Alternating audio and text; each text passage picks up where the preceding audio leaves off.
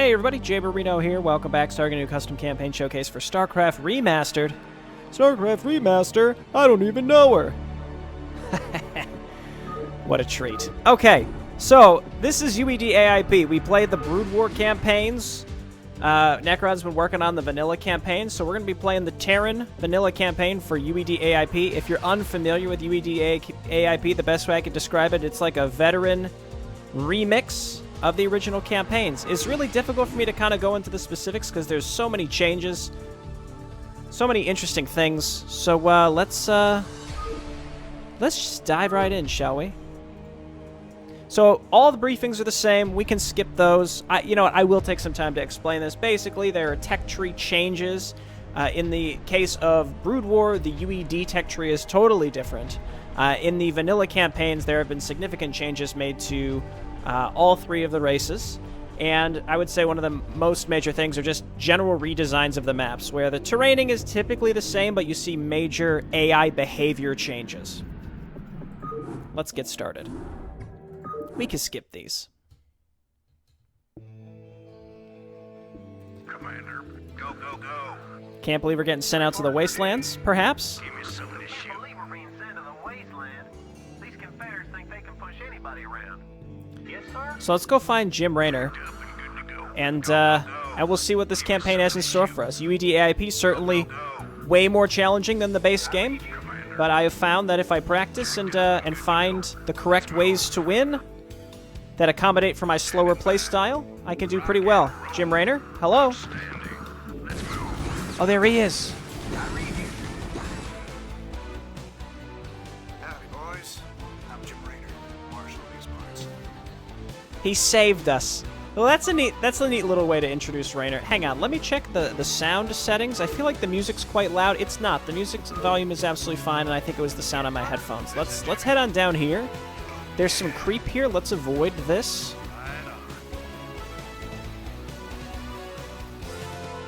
And get started. There we go. Yes, sir? And what are our objectives here? Raynor must survive and build a barracks, train 15 Marines, or destroy the Zerg hatchery. That intrigues me. So there's a hatchery somewhere. What the hell is that? Looks like the ground there is alive. Raynor here. Oh, yeah. Okay, so we want to build 14 Marines and also find where the Zerg hatchery is. Oh, broodlings. So I guess broodlings spawn from the Zerg buildings. Again, there's a menagerie of changes. I like how fast Jim Raynor attacks. He's excellent against small units. Barracks is now 200. I think my understanding, now I don't know this for sure, but every building spawns units when it dies. So like our barracks is 200, but I think if it dies, we get some free units. I'm looking for well, that's not what I'm looking for, but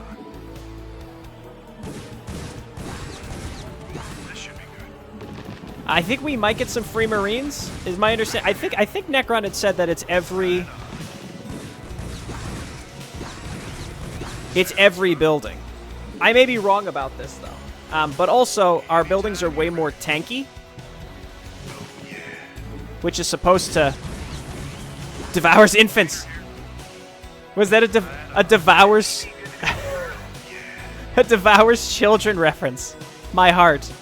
Okay, well, we didn't find the hatchery, but I appreciate the devours children reference. I love it. I love to see it. Okay, well, I think Jim Raynor can protect us from Zerglings, certainly. But as you can see already, just some noticeable changes.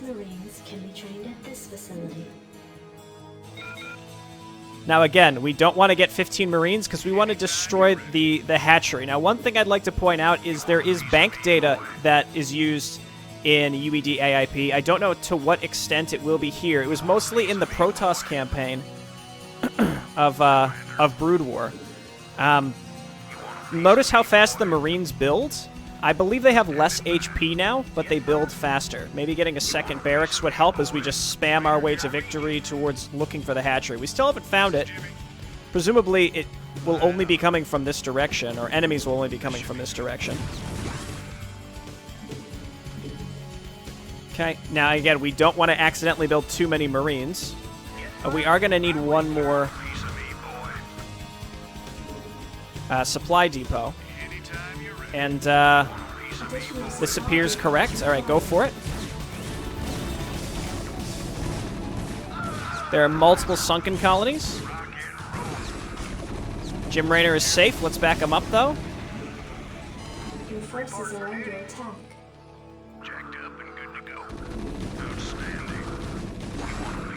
Okay, and there was a sunken colony up there at the top, too. So, unfortunately, I think we're just going to have to go for this.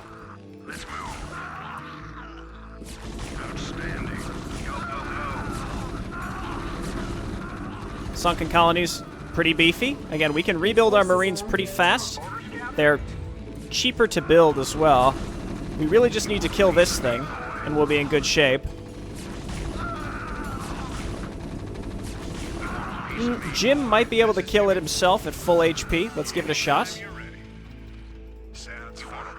We found the hatchery, though, so we'll certainly be able to beat this.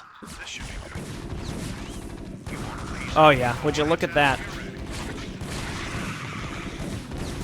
I'm sort of tempted to kill one of my own barracks, just to see. Just to see if it will actually spawn Marines when it dies. I truly appreciate the Devour's Children reference. That's a nice little shout out to both me and Vorgaz. Okay, we found the hatchery. Again, I feel like if you've played the original game, the changes here should be very apparent. Very, very apparent. So let's make some Marines and try and destroy... I'm going to destroy my own barracks. I'm going to get enough Marines to do it. Without building 15 Marines. It appears that we've basically deactivated the AI. It doesn't have enough resources to function to build anything else. Again, we're going to experiment a little bit. I swear I thought I saw Nekron tell me that every building spawns units, but I'm not sure if it was every Zerg building or literally every production structure. Which makes me wonder, like, okay, if this actually works, what will spawn from, like, factories? Cancel those. We don't want to go above. Again, we'll come back to this. What better time to experiment than now is what I say. Yeah, 1500 HP is pretty significant increase there. Again, you do pay extra for it, but seems worth it. Yeah, look at that. So we got, it's one free Marine. But I wonder, like, maybe we get a Vulture from a factory, or maybe it's just Marines. Maybe it's Marines from every structure. I mean, I could destroy, you know, again, what better time to try than now? Let's destroy a supply depot and see if we get a Marine from the supply depots as well. Are the supply depots more expensive? I think those were the same. Yeah, that's 100. What about the command center? I think it's exclusively army production structures. No Marine from there. So it's exclusively army production structures, though I did see broodlings come out of the creep colonies. I've seen rumblings of Guardians potentially having anti-air attacks. I think we got a lot in store for us here. I thought about combining the first mission and the second mission into the same video. Can I tell you something? It's late on a Saturday, and I think I'm just going to spread it out. Keep this one a little shorter. The first episode in a series usually does better, and the shorter it is, the more likely it's going to draw people's attention, new folks, you know what I'm saying? And then they'll stick around for the rest of the series. So, you know, thanks for bearing with me on that front. But, again, this was just a small taste of what we are experiencing here. Some maps will be completely changed. My understanding is this very first mission had a little bit of bank data in that the fact that we killed the hatchery rather than building the Marines is saved. What that means maybe means the next mission will be slightly easier. I don't know, or maybe in 2 missions it will be slightly easier, or I don't know. I just have no idea. It could mean anything. We'll find out. I'm sure of it. Again, short video just to get started here. I've already explained that.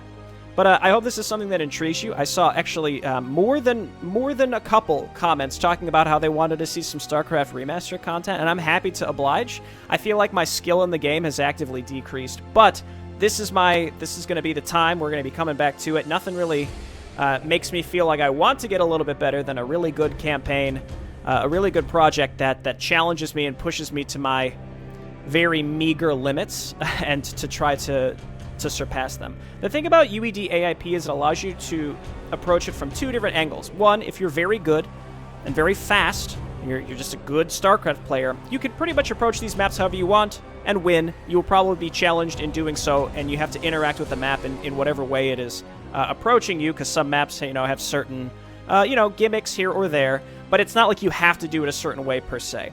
If you're a player of my skill level, fairly casual, decent, a veteran of the base game at least, looking for a challenge at least, you can approach it sort of like a puzzle, in the sense that if you find sort of the trick, if you learn the map, if you learn what the map is trying to tell you, you can probably find a way to beat it even if you're playing slower. So what's cool is you can play it either way. I appreciate that. Again, you can sort of brute force your way through maps through sheer skill, or you can do what I'm likely going to be doing, and trying a bunch of different things. I'd highly encourage you to check out the rest of this playlist. You could check out the earlier UEDAIP maps. The download link will be in the description, as well as the Discord link where the project is discussed and all the download links are, etc., etc. You could check those out.